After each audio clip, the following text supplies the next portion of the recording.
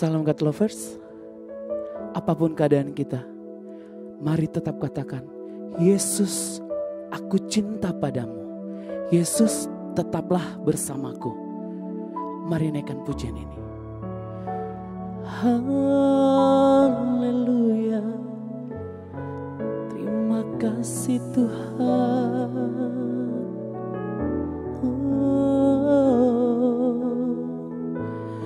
Firman-Mu tiada amin.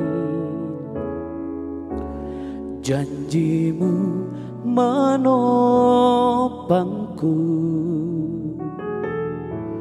berjalan bersamamu di setiap musim hidupku. Yesus, aku cinta padamu. Yesus, tetaplah bersamaku. Tiada yang dapat menggantikanmu. Engkaulah jaminan hidupku.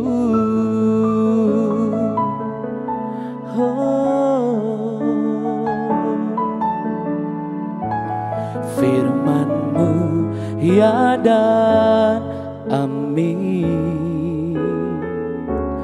Janji-Mu menopangku,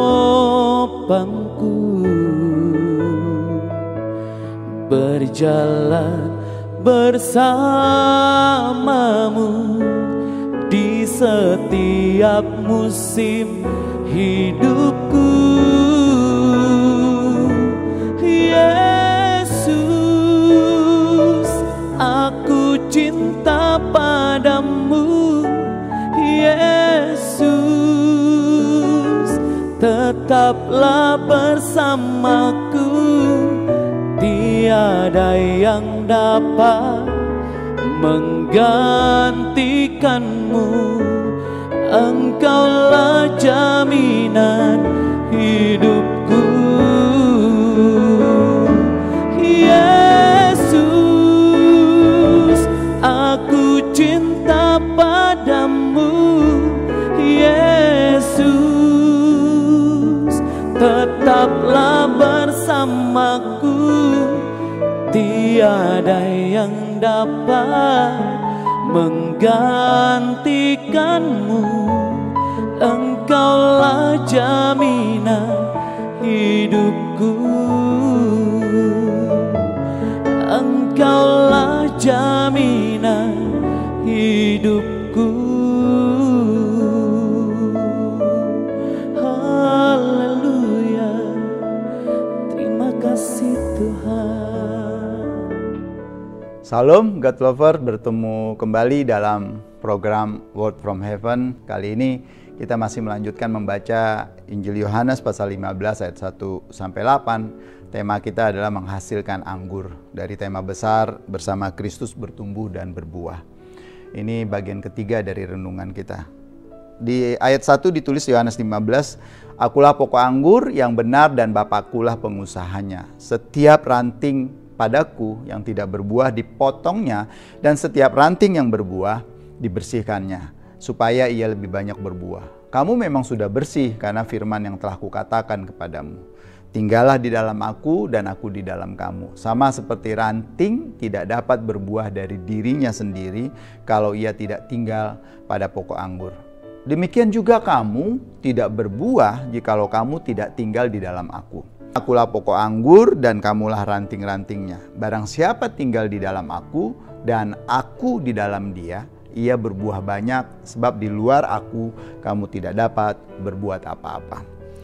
Barang siapa tidak tinggal di dalam aku, ia dibuang keluar seperti ranting dan menjadi kering.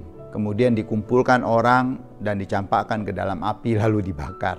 Jikalau kamu tinggal di dalam aku dan firmanku tinggal di dalam kamu, mintalah apa saja yang kamu kehendaki, dan kamu akan menerimanya. Dalam hal inilah Bapakku dipermuliakan, yaitu jika kamu berbuah banyak, dan dengan demikian kamu adalah murid-muridku. God Lover, nats kunci kita pada kali ini adalah ayat 4, sama seperti ranting tidak dapat berbuah dari dirinya sendiri. Kalau ia tidak tinggal pada pokok anggur, demikian juga kamu tidak berbuah jikalau kamu tidak tinggal di dalam aku. Bapak Ibu yang dikasihi Tuhan, ketika saya membaca sebuah buku tafsiran tentang Injil Yohanes 15 ayat 1-8 ini, saya mulai memikir ulang konsep saya tentang arti menjadi orang Kristen yang berbuah itu. Di Yohanes 15 ini saya mendapat pencerahan yang baru, karena dikatakan bahwa sesungguhnya anggur yang dihasilkan merupakan aliran kehidupan yang disalurkan oleh pokok anggur ke dalam ranting-rantingnya. Terlepas dari itu, dia tidak akan menghasilkan apa-apa. Nah, dalam hal ini saya menemukan ternyata hubungan relasi antara pokok dan ranting itu sangat penting sekali. Nah, hubungan yang intim dengan Kristus menjadi pokok bagi pertumbuhan rohani kita. Analogi ini God Lover mengilustrasikan betapa pentingnya hubungan yang erat dengan Yesus Kristus bagi orang percaya. Seperti ranting-ranting yang bergantung pada pokok anggur untuk mendapatkan kehidupan dan nutrisi, demikian pula orang percaya harus bergantung pada Kristus sebagai sumber kehidupan spiritual mereka. Sama seperti pokok anggur mengalirkan kehidupan dan nutrisi ke ranting-rantingnya, demikian pula Roh Kudus mengalirkan kehidupan rohani ke dalam kehidupan setiap kita. Jadi hubungan ini menjadi penting. Oleh karena itu diperlukan adanya kesadaran akan ketergantungan. Kita harus menyadari bahwa tanpa Kristus kita tidak dapat berbuat apa-apa. Yang berarti dalam hal kehidupan rohani kita tidak akan menghasilkan apa-apa. Seperti anggur yang dihasilkan oleh ranting-ranting yang tetap melekat pada pokok anggur, orang percaya harus hidup dalam ketergantungan yang erat dengan Kristus, akan menghasilkan buah rohani dalam kehidupan mereka. Ini termasuk buah roh seperti kasih, sukacita, damai sejahtera, kesabaran, kebaikan, kelemah lembutan, kesetiaan, dan penguasaan diri. Bapak Ibu, pada awal kekristenan saya sering menganggap bahwa orang Kristen yang berbuah adalah orang yang banyak terlibat aktivitas di gereja, segala macam kegiatan, mungkin mengajar sekolah minggu, jadi WL, jadi singer, memimpin pendalaman Alkitab dan lain sebagainya. Semua pelayanan itu memang baik dan bermanfaat.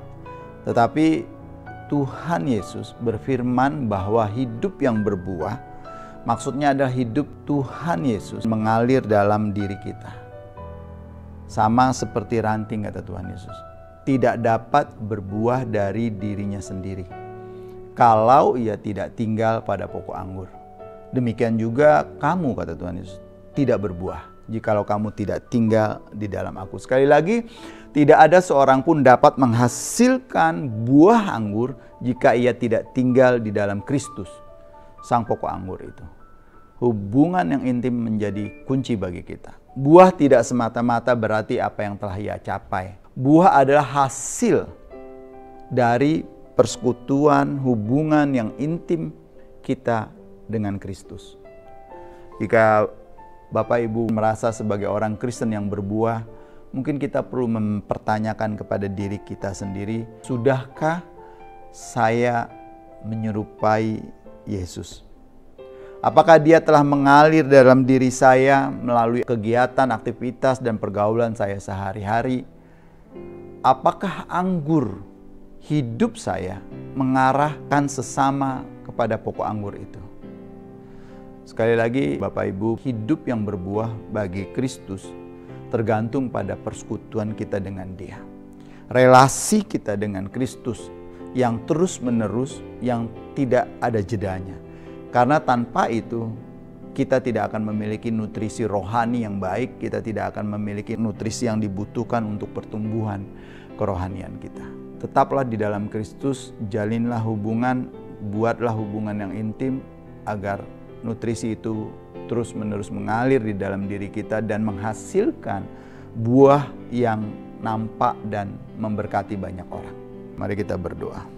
Bapa dalam surga, kami bersyukur untuk firman Tuhan kali ini yang mengingatkan kami bahwa untuk berbuah kami harus tetap di dalam Tuhan. tetap di dalam firman-Mu, tetap memiliki hubungan yang intim, relasi yang tulus dengan Tuhan. Karena tanpa hubungan yang intim dengan Tuhan, kami tidak akan bisa menerima nutrisi yang baik.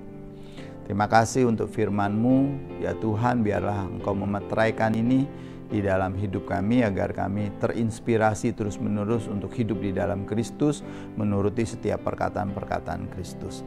Kami bersyukur untuk firman-Mu di dalam nama Tuhan kami Yesus Kristus.